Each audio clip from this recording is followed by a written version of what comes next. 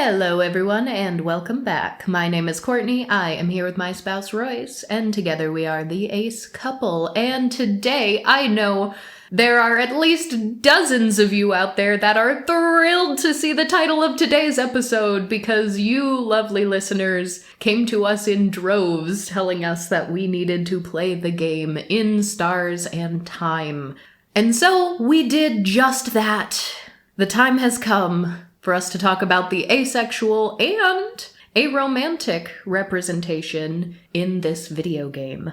So, how should we start? I feel like you are literally the one who has a degree in video games, so maybe you can help start us out. Tell the listeners what kind of game we're talking about.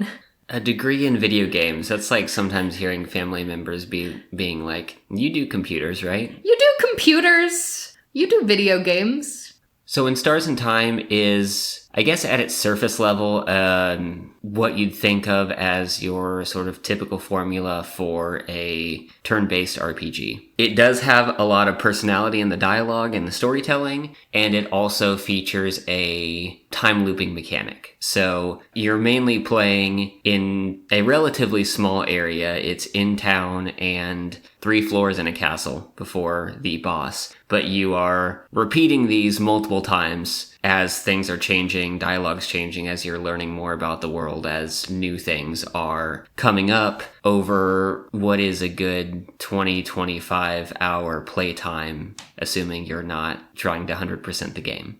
Mechanically, the game is fairly combat heavy. You don't really need to grind, but you find yourself in battle quite often. And this game does something that, if you've played enough RPGs, you'll be familiar with. A lot of these style of games will use a lightly obfuscated rock, paper, scissors analogy for how combat works. One type of creature is weak to another type, but particularly strong against another. They don't sugarcoat it in this game. The type of magic is called craft. Like, people that use magic use some sort of craft. There's literally the sort of combat magic is rock, paper, and scissors craft. So, yeah, which when we were first introduced to that, I was nervous. I was nervous. I should also state, overall, I thought the game had a beautiful story and I loved it and I'm excited to talk about the rep in it. But I think this game finally sealed the deal for me. I am ripping off the Band-Aid and saying I don't like RPGs. I really don't. And I've kind of known this for a while, but a couple of my favorite games of all times are technically RPGs, so every time I've struggled to play one, I've always chalked it up to other things. But, so for example, like, my very first RPG that I loved was Paper Mario: The Thousand Year Door, and the first Paper Mario 2 was not bad either.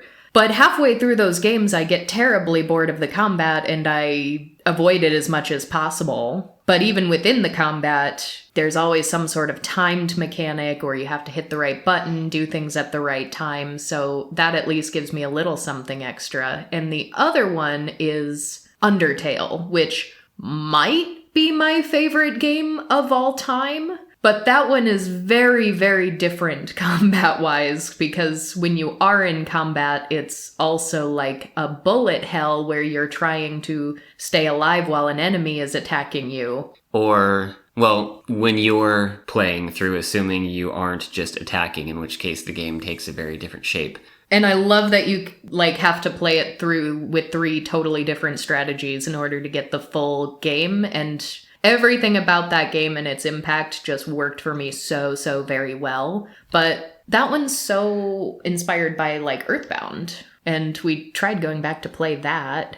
Yeah, with Undertale, instead of having all of your different abilities and attacks, you were actually dealing with communication prompts, and those communication prompts were different for each enemy that you faced. Yeah. We tried playing Earthbound. I also tried playing Earthbound on my own quite some time ago, like before we knew each other. As a part of a year or two where I was trying to go back and play a lot of older games that I didn't play as a kid, either because I wasn't aware of them at a time or didn't have access to them or something. And I think I sort of burned out on that style of game by just playing too many back-to-back. But I've also learned that the older I get, the lower my tolerance is for a lot of genres and mechanics. And I think it's that even games that will do something interesting and different, a lot of the things that are done in the game are at least somewhat similar, if not exactly the same, to something that I've done before. Mm-hmm. And even things that are somewhat novel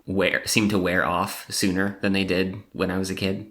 Yeah, anything that's too repetitive for too long, I think both of us have gotten a reduced tolerance for. We even kind of talked about that when we were talking about Parvati Holcomb in Outer Worlds, because that's already a genre that neither one of us particularly loves in a video game, but by the time we got halfway through this game, we're like, oh my gosh, please just let us finish this game so we can get to the rest of the Parvati story. Did we even finish that, or did we... I think we finished the side character storylines, and then we got to like the last chapter and YouTubed it or something. I think we did have to go to YouTube to see like all of the final different endings. scenes. Yeah. Yes.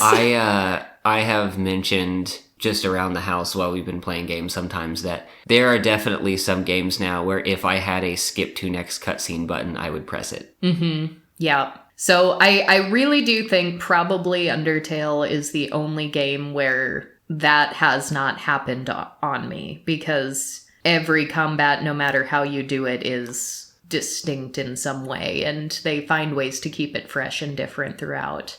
But even then, Undertale playing multiple different routes, we probably spent about 20 hours on it. Mm-hmm. Maybe 25, which is about the same as we spent on In Stars and Time. And you know, maybe we'll have to put a pin in Undertale, because we've absolutely had people ask us to cover Undertale before. Have you seen who the ace characters are allegedly in that game? No, I haven't. I don't remember people asking for that one either. Oh yeah, a couple people absolutely have. But yeah, I'd have to check it again. I don't remember if it's just Sans or if it's Sans and Papyrus who are allegedly asexual. Oh. We'll have to dig into that sometime, because even though I might be a little salty about how overt that representation is, I do like talking about that game. So maybe another time. But the game at hand today, In Stars and Time, beautifully explicit representation. Very, very happy with the story, even though I was nervous early game for the reason I just stated, with the fact that it's literally rock, paper, scissors. I got nervous. I also thought it was interesting, but I was nervous about it. Normally, when you play a game like this and you're acquiring allies who have different strengths or different abilities, normally you acquire them as you go. You normally start alone and then pick them up.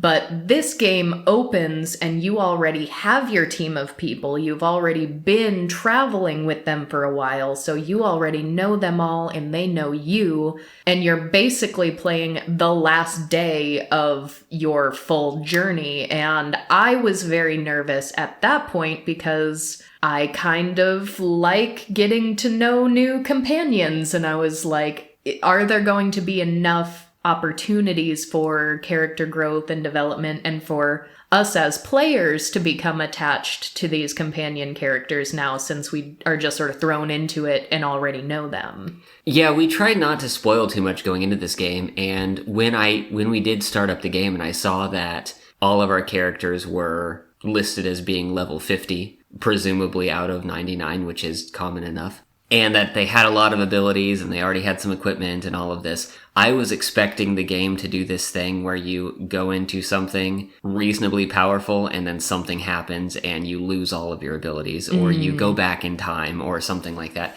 And that wasn't the case. Most of the game is played without a lot of level progression for the most part, aside from your character, who is the only one of the party who is aware of this time loop going on. You retain your abilities, you retain your memories, you retain your strength as you level up. Everyone else resets.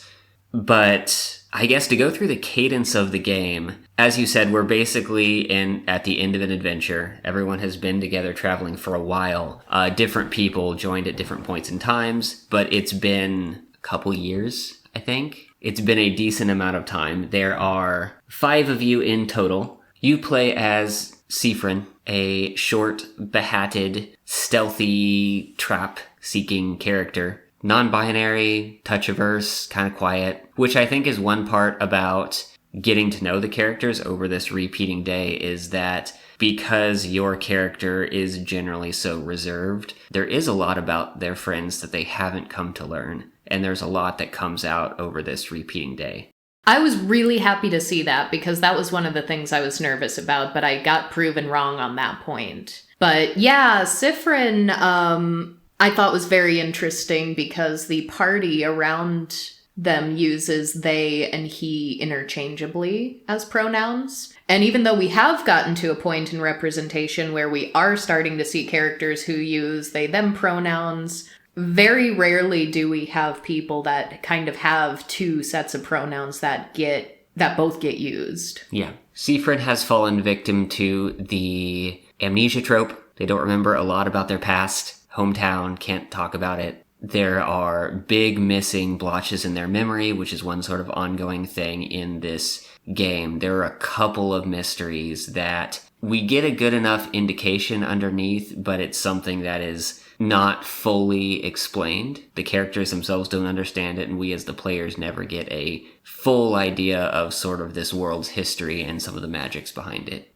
Mirabelle is the group healer. She's a house maiden from the town, the country that you come back to after all of this, and is sort of the crux for the whole adventure. Before this adventure had started, someone who's simply known as the King, that's a name, not a title, had invaded this country and used some sort of power that no one understands to freeze basically this entire castle in time, and this power is sort of spreading out and taking over the country. And she, for some reason at the beginning of the day, does not understand, was given some sort of power to resist this, and seems to be the only one who is being set up to be the only one who can actually stop the king. And so it was her going off on an adventure that initially started gathering the rest of the party.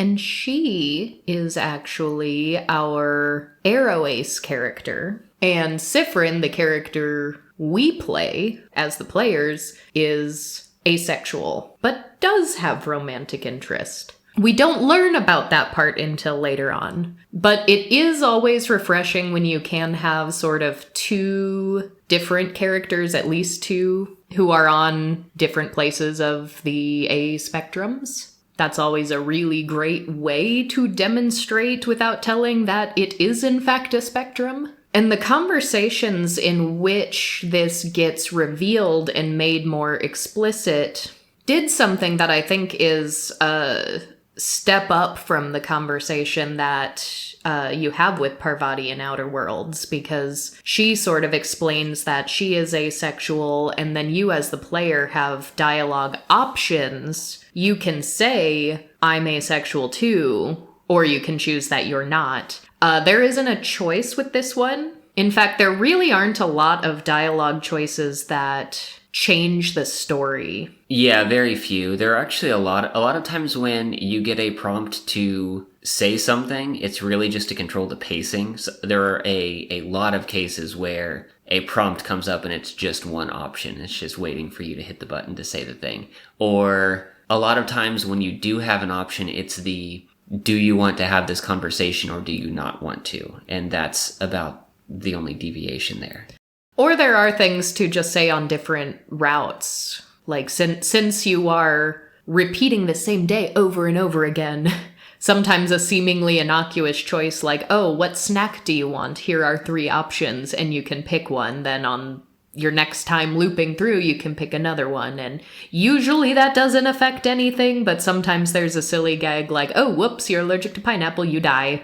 Yeah, those are usually sort of closed loop dialogue options where it may spawn off into a conversation, but most of them ultimately don't have, like, there aren't broad branching paths in the game that extend from those. Yeah, you don't have sort of the dialogue freedom or choice freedom that you would have in like a visual novel dating sim sort of a thing, because a lot of those protagonists sort of start as a blank slate because it is meant to be you and you can make your own choices. Sifrin is not a blank slate. This character has their own insecurities, backstory, motivations, different relationships established with the other party members already. So there's no option to not make Cypherin asexual. And I think given the fact that you don't have different branching dialogue options, the dedicated conversation between these two ace characters has a chance to go a lot deeper because it's not going to cause as many deviations. We should tack on as well that this is not a skippable section. Somewhere around mid-game, you have a point where you have to go and try to find ways to help each of your friends that you're traveling with. Yes. And this is how the conversation comes up with Mirabelle, and that is something that you have to do to progress the game. Whereas there are other things in the game, other events that aren't necessary to actually complete the game. Yeah, you do have to go through this entire conversation at least the first time, and then you technically do go through it multiple times. But after you've read it through in its entirety, you can then skip it the next time you have to have it. But yeah, did we actually pull up the script for that so we can... Well, I suppose even before we have this conversation, which is probably, what would you say, mid-game? It is. It is in Act 3 of 6. Okay, so yeah, halfway through the game, you'll get this big conversation. But there'll be just a couple of one-off lines before it that can kind of hint toward at least Cypherin being ace, because it's like internal monologue happening. I do remember a few situations where Mirabelle is like, relationships ew, basically, to one point, to one effect or another. Yeah, so there were a couple of hints for her before this as well. There's a point in one of the castle rooms where if you go around and you try to inspect everything, you find a room with a bunch of posters and you roll one out and it just says something like, it's a depiction of a bunch of naked people doing, I don't know, fun things or something like that. Mm-hmm. And, oh, I found it here. It changes a couple times depending on how far you are in the game, but one of them is you look at them curiously, another one is you're kind of grossed out by them, and a third one is you don't want to look at them. But I guess we should kind of go through the rest of the cast because we stopped after 2 people. But they're the most important 2 people! You do have a 4-person party, and there is a 5th person who is sometimes just referred to as the kid, Bonnie. Bonnie Face! Who sometimes assists in combat by, like, healing you or attacking an enemy from afar. They make the snacks.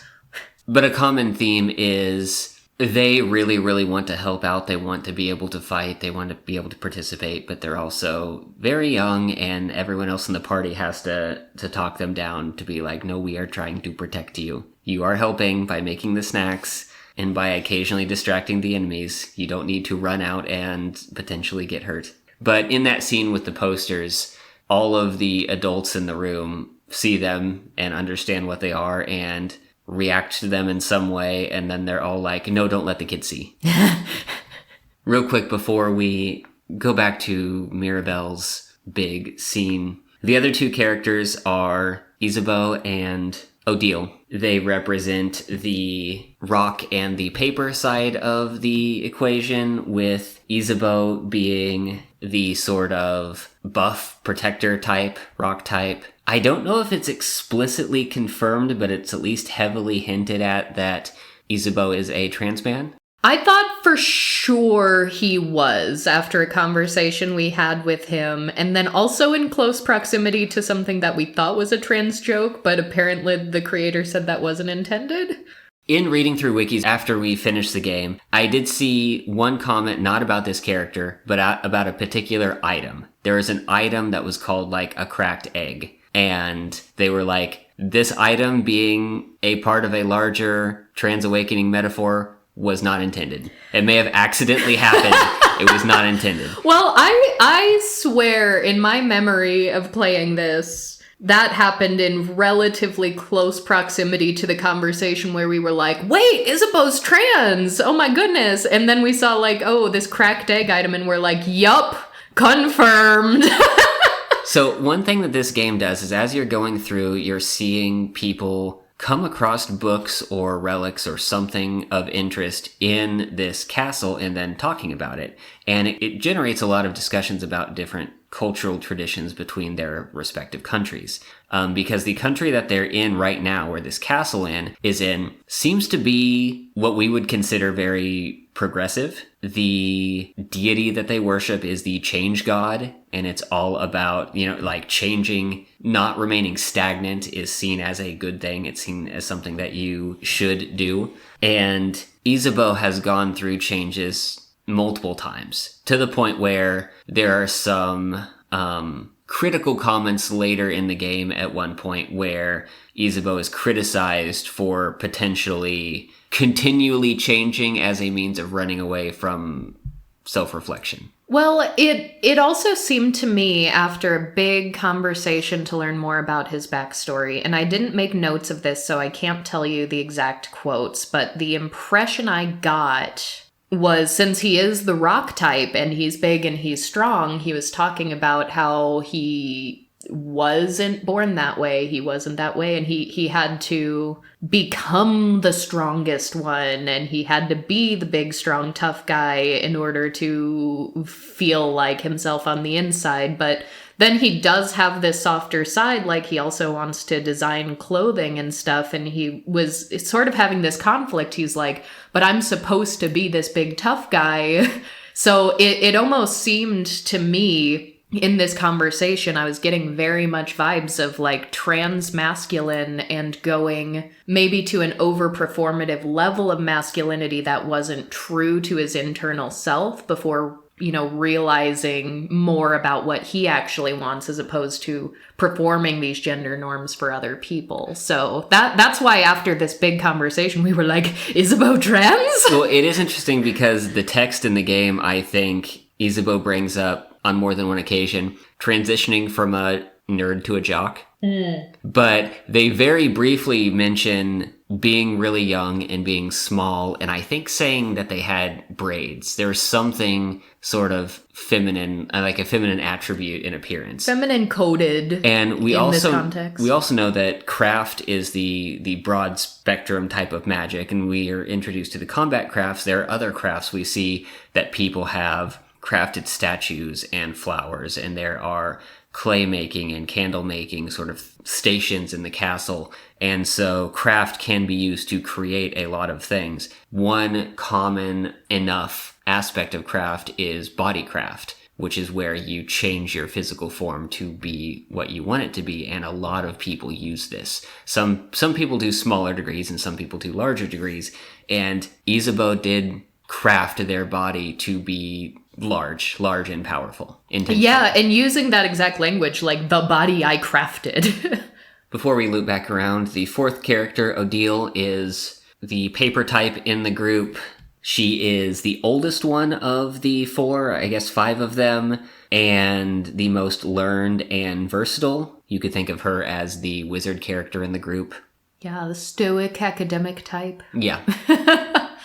But back around to Mirabelle and the conversation. I mentioned that Siffrin has to help everyone in the group independently in order to move on. Everyone has something that is bothering them that they are trying to get past on the morning of the day when you're going to run through the castle and fight the king. Mirabelle has been carrying this huge stack of papers that is basically like old-timey dating service type of thing. It's a bunch of paper physical profiles of sorting through to try to figure out who to date, and she's overwhelmed. It feels to her like something that she has to do because, according to her culture, she believes she is supposed to change. Yes, which is really, really interesting because you described this culture as being progressive because they welcome change, but there is still an element of enforced cultural norms and amatonormativity, because as she explains this to you, she says, we're supposed to change because change is good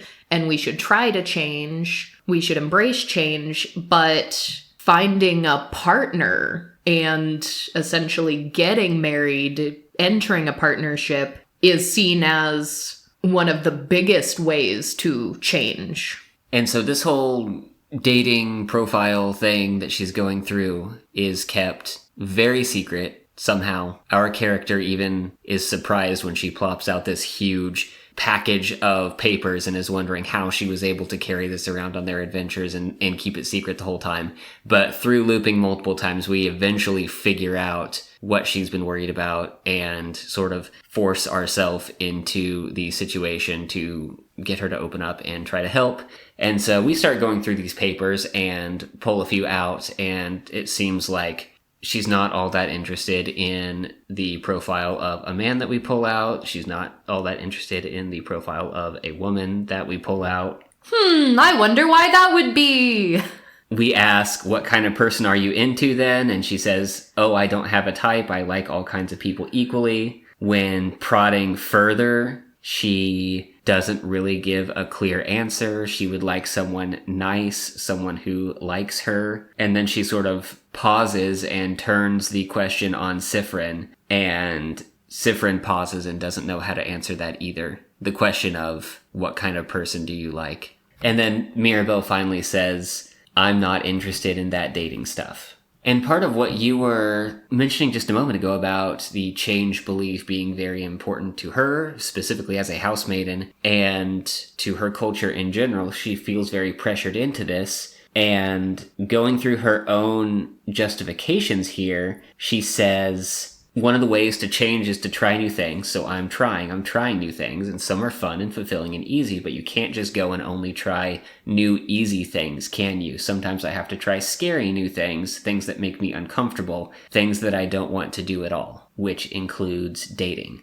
She says, romantic love is one of the biggest ways to change. It's supposed to change you, to bring you new experiences. And I have to do it right. To be a good housemaiden, I have to do it. I have to date. I have to love someone in a romantic way. I have to do things with them. I have to bond with them. I have to sleep with them. I have to have children with them. I have to love them in a very specific way. And I don't want to. Boom. Mic drop. There it is. Beautifully done. You don't even have to say, I'm a romantic asexual. You just made it so abundantly clear. This is a pretty in-depth conversation. I'm not going to read the entire thing, but there are a few other lines here of dating, the idea of being in a romantic relationship, of being with someone like that. I hate thinking about it. I hate the idea of it. The idea of it alone is just awful. I can't love someone like that. It has never happened, and I don't think it ever will. A little further in the conversation, Sifrin does say, in response to Mirabelle saying, the fact that she feels like she can't change, like everyone else around her, makes her feel like a mistake, that she must be broken for not wanting to want these things because everyone else can. And at that point, Sifrin says, well, I don't know about the romantic part, but I don't want to do things with people either. It's weird, right? Yeah, super weird, Sifrin. So the two of them commiserate a bit about that. The conversation goes on for a bit and eventually lands on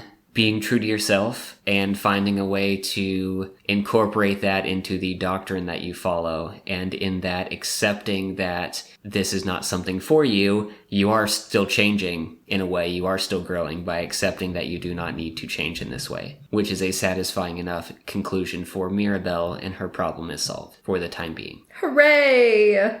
Except she's got much bigger problems, and we're most of them. Yeah, our character really goes through it during the course of the game. There's a lot of mental health issues presented here. I mean, the game is not subtle about the fact that this is about mental illness, because even the enemies you fight going up to the king from the very first run through, like, they're called sadnesses, and they're just like puddles of tears that kill you if you touch them. And yeah, but our character starts mostly fine, probably has a little bit of social anxiety. A lot of social anxiety. Occasionally gets embarrassed, like will hide under his hat if someone like calls too much attention to him. But it really starts to ramp up the more and more you go through the game and the more reps you get of this day. We finished the game on loop number 81 or 82, I think. I want to say 82. We go through it a lot, and the stress of that definitely bears down on the protagonist. Yes.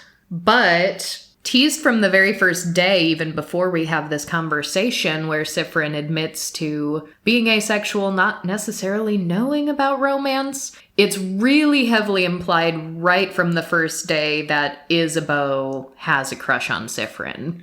He does this thing where he's like, very flirty, like in the middle of the night, like, hey, Sifrin, I've got something to tell you. And it's like, oh, what, Isabo? And it's like, I'm not going to tell you yet. But I'll tell you tomorrow after we kill the king. That's an ongoing thing because you do kill the king and you get to the point past it and you have a chance to talk to everyone before you end up looping back again. And you try to get this story out and you get interrupted like 4 times in a row. And then finally on the 5th time, you get something out of it. But a lot of the interactions between the two, one, we were waiting for a while to, one, have the confirmation of what was suspected there, but also to figure out along the way what Sifrin's feelings were in the matter. Yeah, because at first it was like, oh, Isabo has a crush on us, but there was any internal monologue about what we thought for a while. And then we have this sort of, a-spec revelation in this conversation with Mirabelle. And then we still really don't know, so then I'm like, oh, uh-oh, how's that gonna go?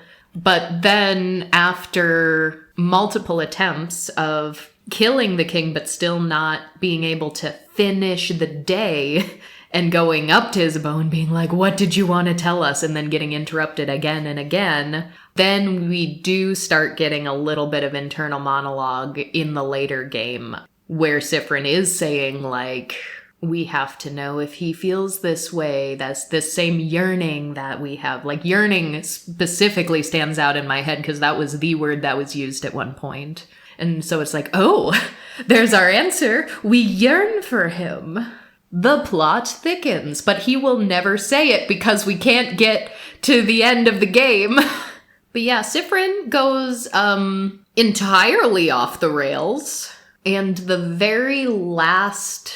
Well, so you do get these really interesting moments of growth where you're referring to these people as your allies for a while. And then after you get to know them all even better through multiple loops, then it starts referring to them as your friends, even family. At one point. But then your brain just completely breaks through all of these loops and all of this mental illness that has been steadily increasing. And then you just completely dissociate from reality. And one of the times you wake up at the beginning of the day again, it's not even saying like, oh, we're at the beginning of the day. It's like, oh, act 1 of the play.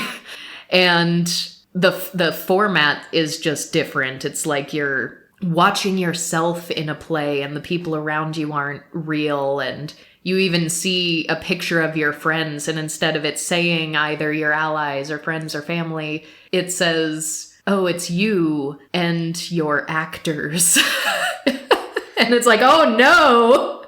Yeah, Sifrin growing throughout all of this and seeing all of these different situations where their allies react in slightly different ways based off of what's happening causes them to not see everyone around them as real people anymore because they've, again, been through this like 80 times. Which is interesting because in the lead up to no longer seeing them as real, there's this huge anxiety about like, oh, are you actually a terrible person? Are you just manipulating them? Do they actually like you this much? Or are you just using this ability to loop to get closer to them? And do you just know all the answers because of this ability? And they'd never actually like you this much if you weren't being an awful person. And what's going to happen after you break the loop and you have to tell them? Mm-hmm. Yeah, but then you break and turn into a complete and utter crab.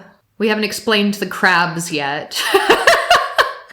They use crab for every insult, every swear word. It is so funny. People will just be like, oh, crab, yeah, or stop being such a crab, or what the crab was that? And in an early line in the game, everyone was just like, crabs are inevitable, yes. And so now I can't help myself. Every time crabs come up in conversations, I just go, crabs are inevitable. So that's if anything in this game is going to stick with me for all of eternity, it's the crabs and their inevitability. But yeah, instead of on that very last run through, instead of going through and You know, being friendly, helping your friends out, saying the right things. You just become a beast and say the worst possible things to them and push them all away. Siffrin is trying to game it. Siffrin thinks that they've figured it all out, and that the reason why the loops aren't stopping is because they're clearly the one trapped in this magic. They need to be the hero. They need to stop it. And so they believe that they need to deal the final blow to the king, which isn't what normally happens. Mirabelle does on every iteration. And in order to do that, in order to get everyone to where they need to be, everyone needs to be as strong as possible. So Siffrin starts to try to, like, basically speedrun the early town adventure, the help everyone out thing, by taking shortcuts, and is clearly, like, acting really weird, acting suspicious, saying the wrong things, trying to not being very articulate around what are, for some people, pretty personal, complicated topics, and just trying to, you know, cut corners and get right to the big revelation that's going to help them out. And it backfires. So they end up sneaking out in the middle of the night and running through the entire castle on their own. Which I want to find what we say to Mirabelle on that last one, because it does involve the dating thing, but with absolutely zero empathy and saying everything in exactly the wrong way. I think at one point we tell her she's gonna be alone forever, as if we think that's a good thing, as if she thinks that's a good thing. Yeah, let me pull this up one moment. So first of all, these bonding papers that Mirabelle has been carrying around, she is not forthcoming with. Like, we had to say the right things and get to know her better before she even really talked about them to us. So with zero tact at all, we walk up and we're like, oh, hey, about those bonding papers, let me help. And Mirabelle's really caught off guard. Like, how do you even know what these are? Yeah, when we weren't being super callous, when we first just tried to very gently bring it up, she jumps into an attack pose and draws her rapier and is like, wait, who told you? And the battle music starts playing in the background. Which was very funny, actually. But yeah, Mirabelle starts sort of rambling like, oh, I'm, very stressed and anxious and awkward, just being like, yeah, this dating, I don't know, I need to find someone, etc., etc. And our internal monologue is like, too long, this is taking too long. And so you completely cut her off mid-sentence and say, you don't have to be bonded to anyone. And she's like, huh? What do you mean? If you're alone for your whole life, then that's just how it is. What? Isn't it better to just come to terms with it now rather than later? You don't need to be with anyone to be happy after all. And then just silence, just 3 dots from Mirabelle. So, Siffrin says, so you should just accept it. Mirabelle, accept what, Siffrin? Accept that you'll always be alone. And then she slaps you. And that's more or less what the conversation is like with all of your friends. Not necessarily with slapping, but that's kind of the vibe we're giving off. And so unfortunately, alienating everyone and trying to go into the castle and fight the king alone is the last day. It's like the last loop that you need to do to complete the entire game. So when you finally do meet back up with your friends, they end up following you. Everyone's still a little ticked off at you. Yeah, during this last sequence, you're boosted to max level and have a pretty easy time going through most of the castle. The mini bosses that are normally there, you handle without even needing to fight. Like, you just see your character artwork draw their weapon. You still have to fight regular mobs and collect keys and go through, and it's a little complicated because the house starts, the map starts changing underneath you. But you make it to the king, you hold your own against the king alone until kind of the very end of the battle, where you slowly get frozen in time, and right when you're about to lose, your friends show up. And yes, are very adamantly we are still mad at you, we're going to talk about this later, but right now you need to not die. And then, surprise, we were the boss the whole time. We became the final enemy. Which was very cool. We did catch it. We did see where it was going ahead of time. There are some signs that are subtle, but you can kind of figure it out if you have maintained a good memory through all of these different loops. Because apparently one of the crafts is wishcraft, not witchcraft, wishcraft, where they have like a wishing tree kind of a situation. And at the very beginning of this day, everyone's assuming, oh, the whole town probably wished for the king to be defeated. So when we go to place our wish, we're like, oh, I'm sure everyone else already has that covered. So what should we wish for? And that very first wish was like, I just want to keep traveling with Mirabelle. And throughout all these loops, you start getting these little nuggets of information like, oh, the king comes from the same mysterious forgotten country that you do. For some reason, the king also knows how to sort of detect this time looping magic on you and sort of knows that this is a thing you're doing. And even though the king is known to be sort of trapping everyone in time, the king at one point, very, very late game, if not that very, very last battle, says like, oh, I'm not the only thing trapping us here. There's something else even more powerful keeping us here. And there was a point where it was like, we also kind of learned that we know how to use wishcraft better. I think it's probably from our country.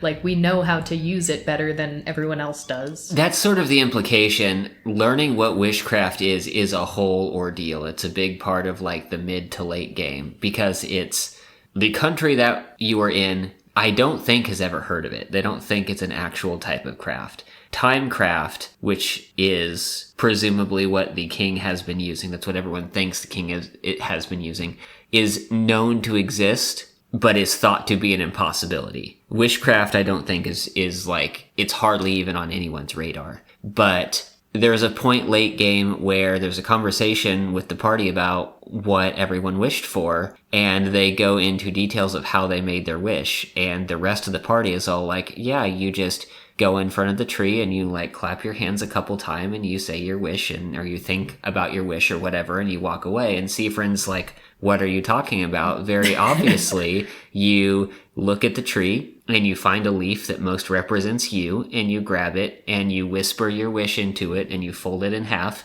and goes through this like very elaborate ritual while like, you did it wrong. While everyone else is like, what are you talking about? Basically explaining the ritual component of this sort of magic that ties you to the whatever force it is, a god. They mentioned the universe itself a number of times to, draw forth from this source of magic. But it is not explicitly stated, but implied that the reason why no one can remember where Seafrin and the king are both from is because of something that happened in the past involving wishcraft. Gotta watch that.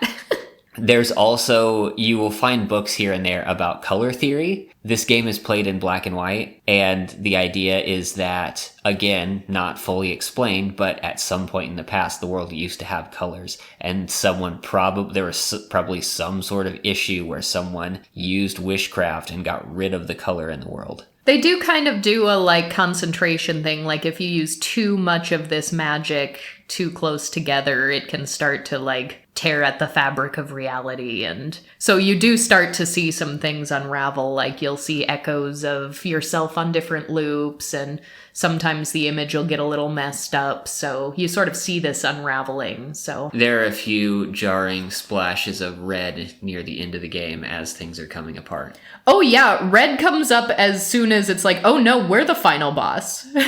And we're fighting our friends. Our friends are literally in front of us. We like grow huge or levitate or something. And there's just like a shock of red on the screen all of a sudden. But then we're like remembering the rule like, oh, but these are my friends and you can't hurt friends. So in this final boss battle where you're facing your friends, you just hurt yourself repeatedly. We had the option to do either. I just never tried attacking the party. Okay, so correction, we just hurt ourselves repeatedly. But that is an option that you can do. But once all of that gets resolved, only then do you finally get Isabo's profession of love. You also get an adamant confirmation from everyone that the end of this adventure doesn't mean the end of your friendship. You can keep adventuring together after this, and that all of you should maybe communicate a little more. Yeah, because everyone's like, Sifrin, if you were afraid we were gonna stop adventuring together after this, why didn't you just say that? And then Sifrin's like, you didn't say that either. And everyone's like, true. But we all felt it. You're right. We should all communicate better. And yeah, communication is a big thing with Isabo, too, that he's not particularly good at because, well, I mean, obviously he did the whole, like, I've got something to tell you, but it's a secret. But in the round where we just alienate everyone, we just outright call him a coward. And in this final conversation with him, he's like, yeah, ouch, that hurt so much because it's true. Like, you really read me for filth there, but it was right. And their conversation goes well. You both come away from it happy. He does say that he loves you. And because of your internal monologue, how you do yearn for him and you want him to just say it, like, this is a good, positive thing for you. And he does kind of ask, like, but do you love me the same way I love you? And Sifrin's response is just sort of, I need time to figure that out. And he was plenty happy with that. So to me, this does seem like, without saying the words, very obvious asexual character. Hasn't figured out romantic attraction. Might be demi-romantic, and these are brand new romantic feelings that are not common or haven't ever happened before, so trying to figure that out. It might be a gray romantic kind of a situation. Or it could even just be asexual, does have a romantic orientation, but is sort of nervous or unsure of how to navigate what is presumably going to be a mixed orientation relationship.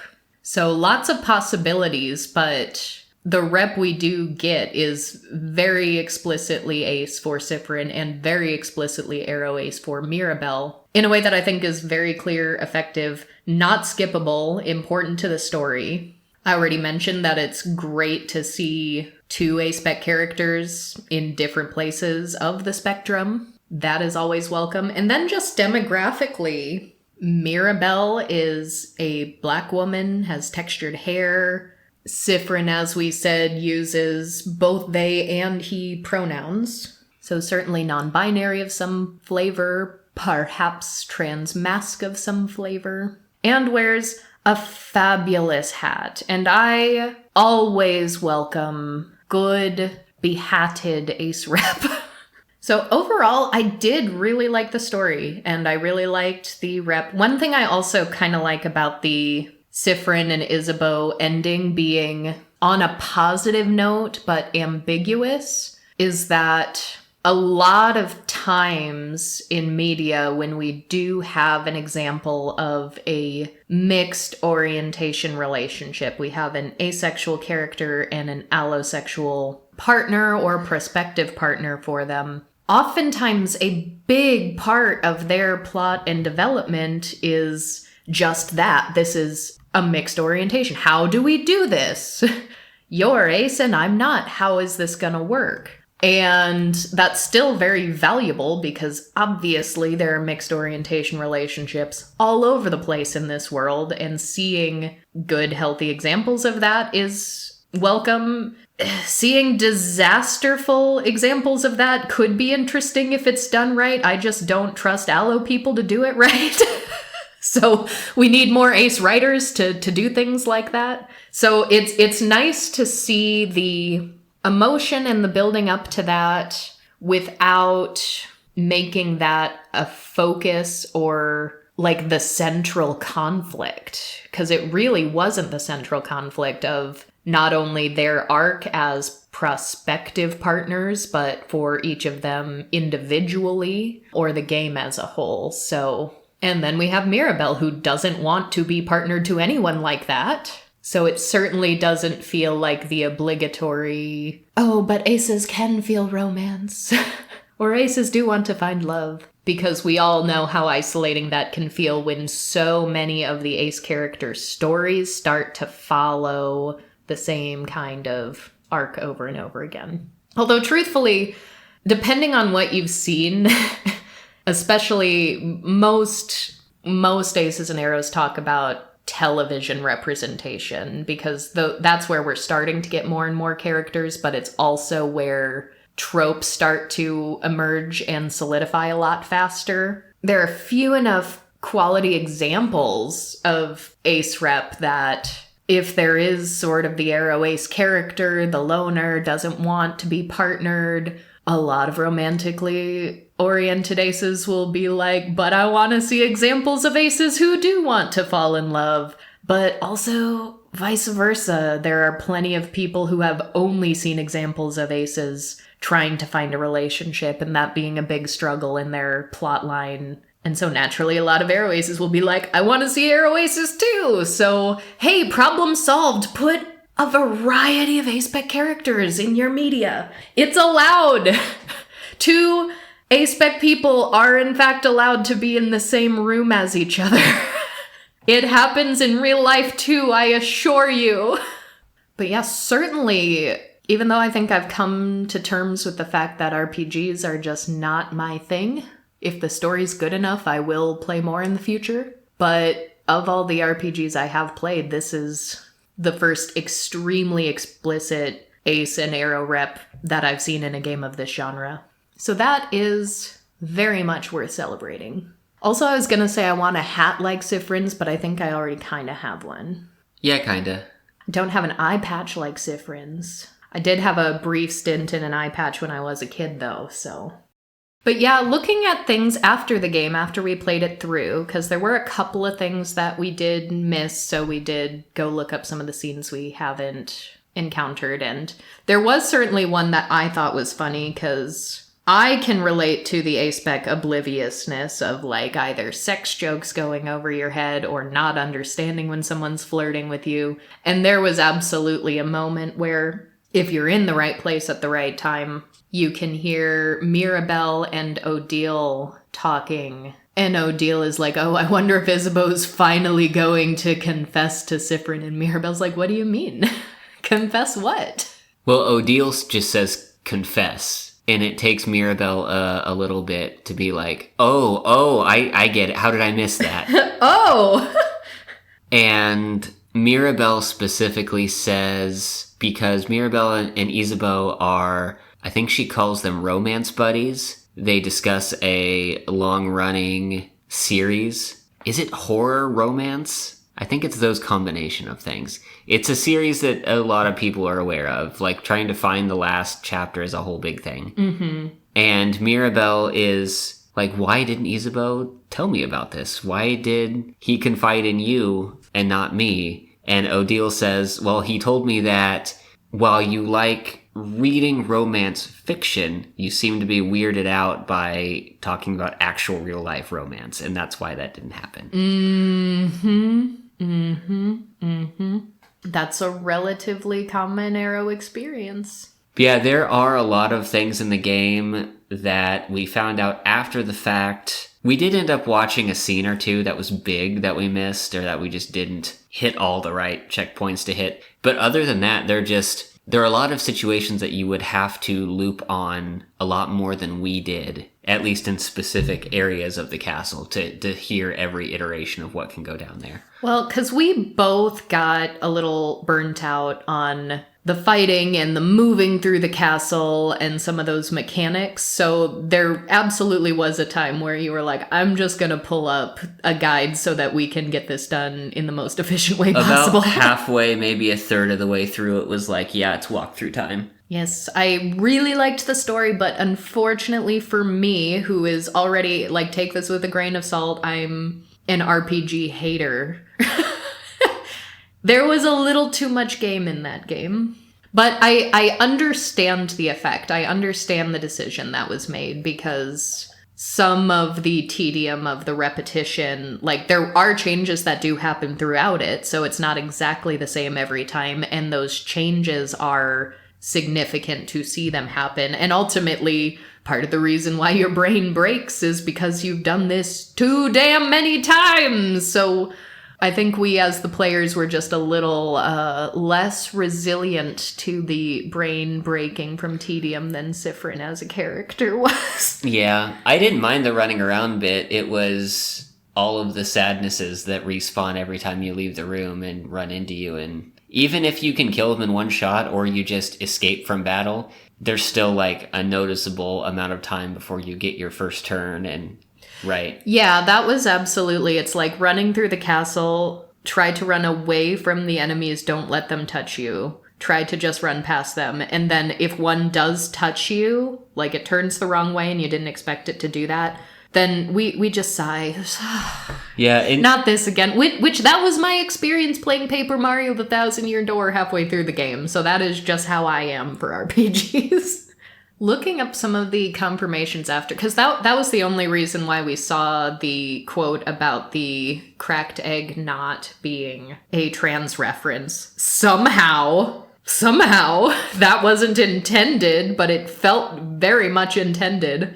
We also saw a mention of the head housemaiden who you only see after you kill the king because she was frozen in time. It said somewhere that she's a trans woman, and that bothered me a little bit because I don't remember any clues or indications about that in the game. That was just a bullet point on a wiki. I did not dig into it further, and I also didn't try to run through the entire game script and see if there was a scene that referenced it.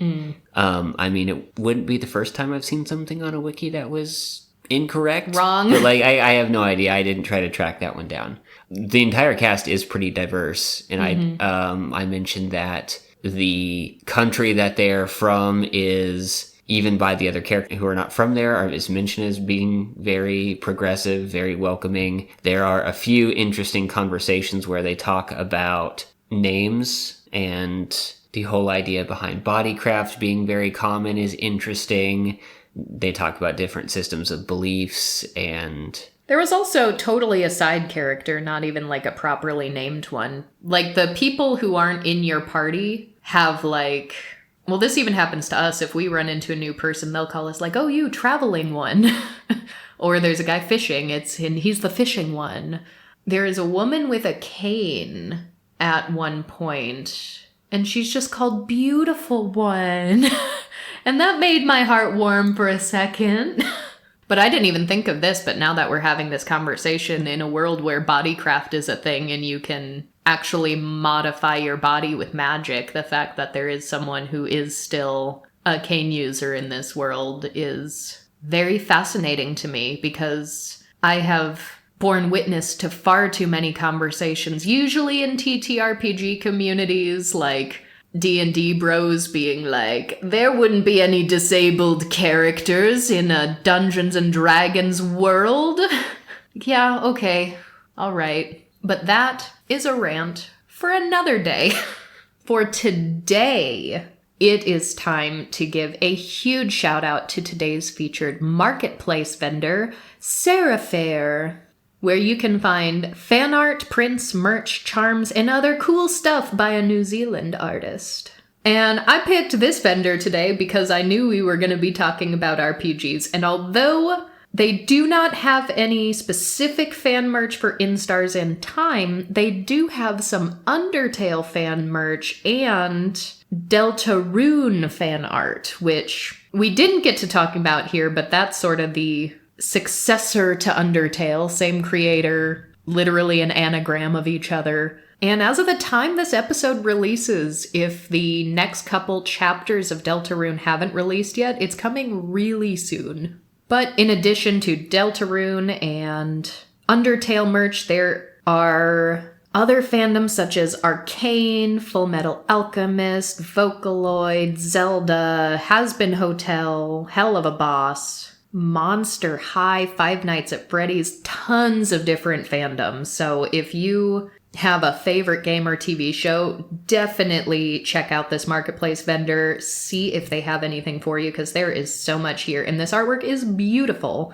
Since I myself am rarely a collector of fan art, I rarely wade into fandoms in any tangible way because they scare me.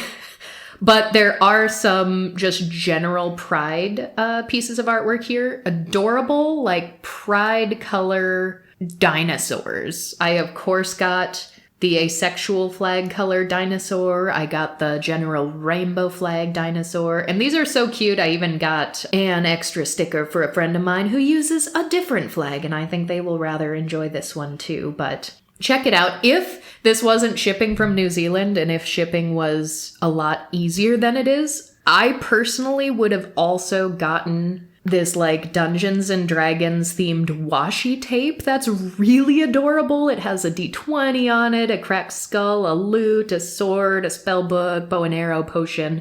Really, really cute. Thought about it, but alas, the Pride dinosaurs will have to suffice for now. As always, links to find our featured marketplace vendor will be in the show notes on our website as well as the description box on YouTube. So once again, thank you all for being here, and a special thank you to everyone who told us to play In Stars in Time. Little RPG gripes aside, it was a very enjoyable experience for us. So anyone out there who has any opinions on what game with a-spec rep we need to play next, please feel free to drop us a line, shoot us a comment. We are very busy people with a backlog of approximately 87,000 games to play, so I can't guarantee we'll get to it soon, but if enough of you comment on the same game, that'll just keep bumping it up on the list further and further, because that's exactly what happened with In Stars in Time, so there is indeed power in numbers. So be sure to give us those recommendations, and we will talk to you all next time.